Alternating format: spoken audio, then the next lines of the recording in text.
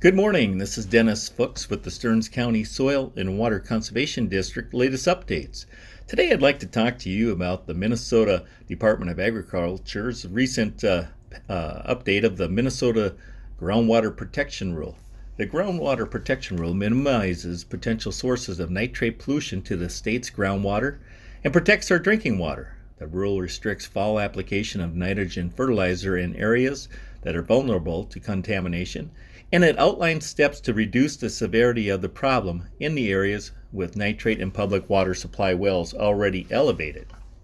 There's lots of information of the rule online, and I'm going to just get into the basics of it. So the rule is based on the Nitrogen Fertilizer Management Plan. So you have the Nitrogen Fertilizer Management Plan that helps guide the best management practices that should be occurring. And then you have the rule, and the rule is broken into two parts. So the plan, the Nitrogen Fertilizer Management Plan, is the state's blueprint for preventing and minimizing impacts of nitrogen fertilizer on groundwater. It emphasizes involving local farmers and agronomists in minimizing nitrate losses in areas vulnerable to groundwater contamination and in problem-solving areas with elevated nitrate in groundwater. The content of the rule is broken into two parts. So we got the plan, I just kind of gave you background on that. Now we got the rule, and there's two parts to the rule. And depending on where you farm, you may be subject to one part of the rule or both parts, or none at all. And there's a map online at the Minnesota Department of Ag website, and you can get more information there. So I'm just going to brush on this so you can have some information available so you can put your concerns to rest.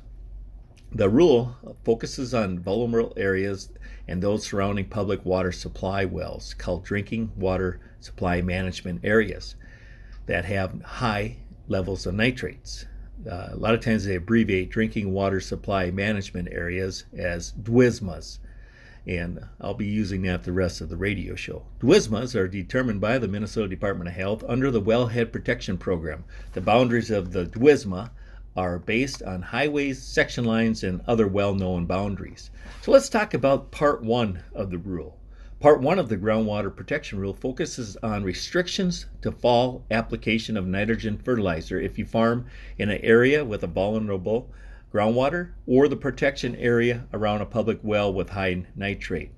Vulnerable groundwater areas are determined by coarse textured soils, shallow bedrock, or karst geology, and are designated by quarter sections.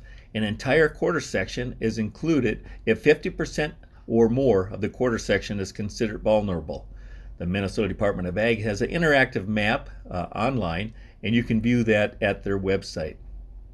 And Part 2 of the rule is, so the first part there is basically follow the nitrogen best management practices. We already knew for the past 20 plus years that we should not be applying fall fertilizer in coarse textured soils. That is common knowledge. You're going to lose a lot of your expensive fertilizer, and it's going to go into our groundwater and cause more problems, and you're going to lose yield because you didn't get to fully uptake and use your nitrogen that was applied as fertilizer. So I think Part 1 of the rule is fairly understandable and easy, and I think a lot of our farmers and ag retailers were already providing that best management practice assistance and making sure that we weren't impacting our groundwater.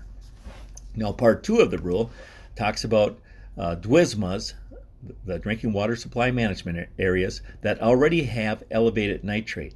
The goal is to take action to reduce nitrate in groundwater before a public well exceeds the health standard for nitrate, which is 10 part per million. The rule is structured using a sliding scale of voluntary and regulatory actions based on the concentration of nitrate in the well and the use of best management practices. The Minnesota Department of Ag will form a local advisory team with farmers, agronomists, and other community members to review and advise the Minnesota Department of Ag on appropriate practices or requirements to reduce the nitrate in the drinking water supply management area. There are 4 mitigation levels used to determine voluntary and regulatory actions, 2 voluntary levels and 2 regulatory levels.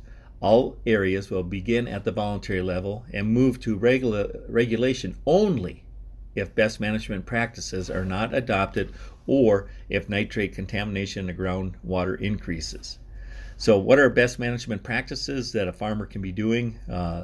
Those include, placing the nitrogen fertilizer closer to when the plant's going to take it up during the growing season, such as side dressing, making sure you're following the University of Minnesota recommended application rates, making sure you're taking credit for manure and legumes in your rotation. And also, if you apply irrigation, having your irrigation water tested for nitrate concentration and taking credit for that.